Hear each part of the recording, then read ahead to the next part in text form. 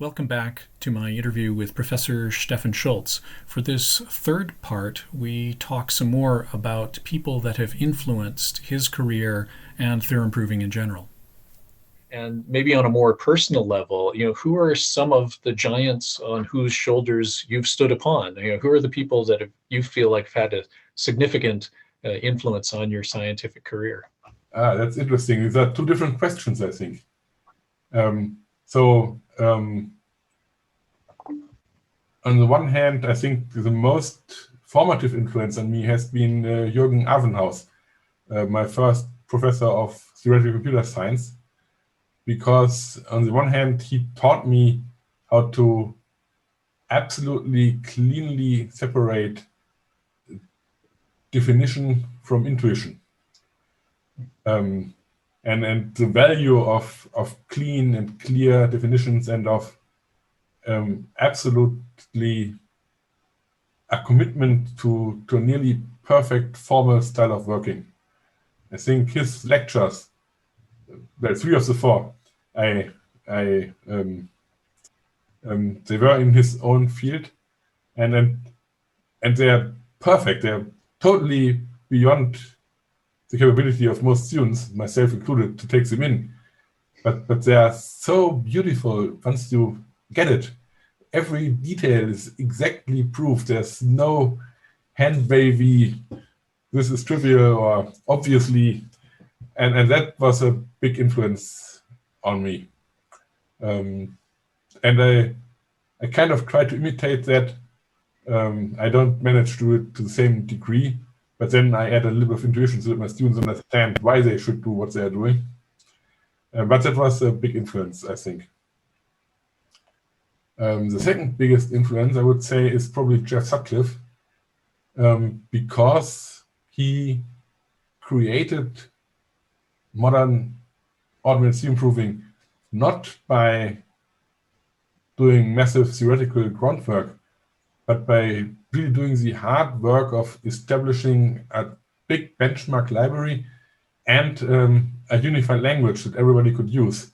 So that moved theorem proving from kind of like, I have a good new idea and it works on my 3 problems, to a field where we can really quantitatively compare approaches and systems, where we have a huge body of different problems that show different behavior and allows us to understand why certain things work and why certain things only sometimes work or seem to work, but don't work in the bigger area.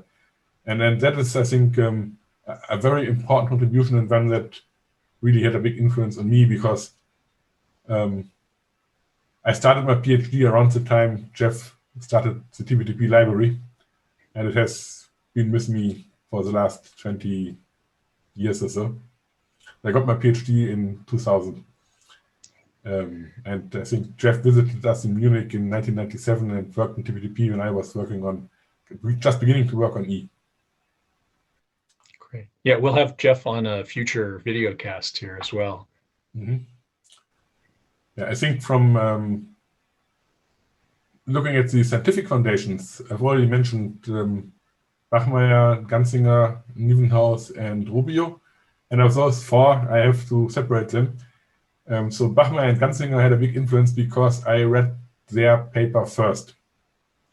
I probably would have been happier with reading the paper by Nieuwenhuis and Rubio because it's more understandable, but I didn't. And so my theoretical understanding of superposition is mostly formed by Bachmeier and Ganzinger. But Nieuwenhuis, in a different way, had a big influence on me, because when I submitted the first system abstract of E to the CATE conference, he was one of the anonymous referees, and he immediately sent me a letter and said, I noticed that you've copied this idea from so-and-so, and didn't you know that it's an instance of the more general approach that is in Bachmeier's paper, Bachmeier's and Ganzinger's paper?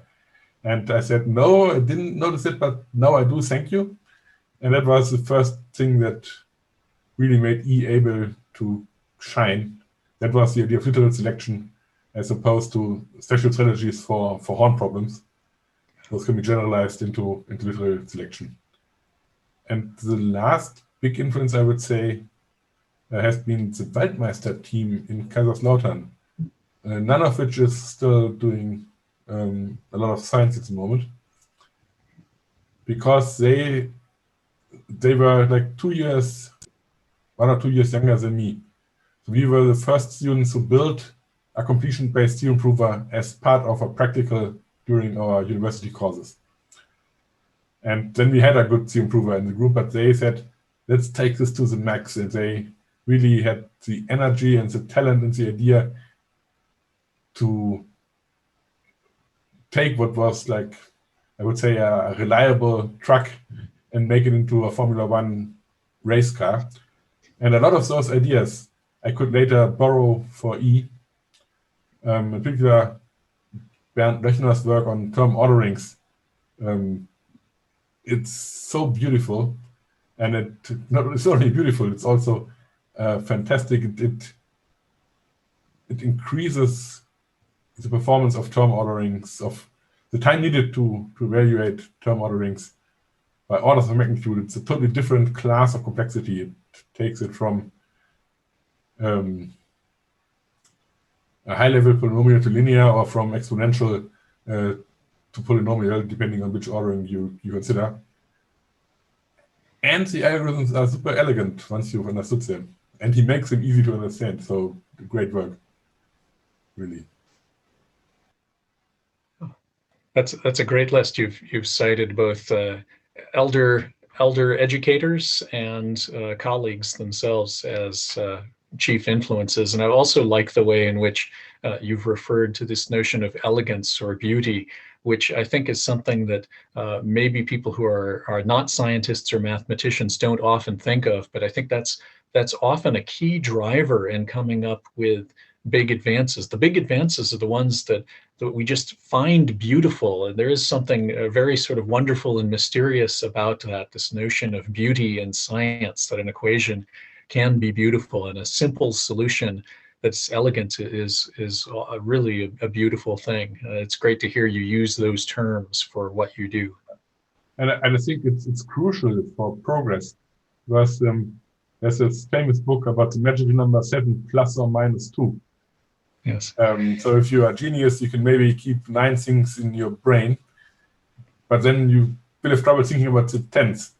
And if someone manages to elegantly encapsulate like 5 of your 9 concepts into one new concept, yeah, suddenly your brain has capacity to think further, to add new layers on top of what you have. So this is really valuable. And that's also the reason, I think, looking back at software projects, why it's sometimes valuable to start over with a collected experience. Because it enables you to have a new level of abstraction that makes it much easier to come to the same level, and then you have a smaller, easier to understand framework on which to build. Yeah, you made 2 points I want to take off on. One, just a personal remembrance that you mentioned the 7 plus or minus 2, and that's credited to George Miller at Princeton University, who invented this seminal idea in cognitive science that's really stood a test of time, and as itself a tremendously elegant result. I had a chance to meet him at Princeton University, I think once he just retired. And he had a second big achievement, which was the development of the WordNet lexicon, which I've been involved with for a while. And so we mapped all of my ontology to all of WordNet. We'll take a break here and return shortly for part 4, the final part of my interview with Professor Stephan Schulz.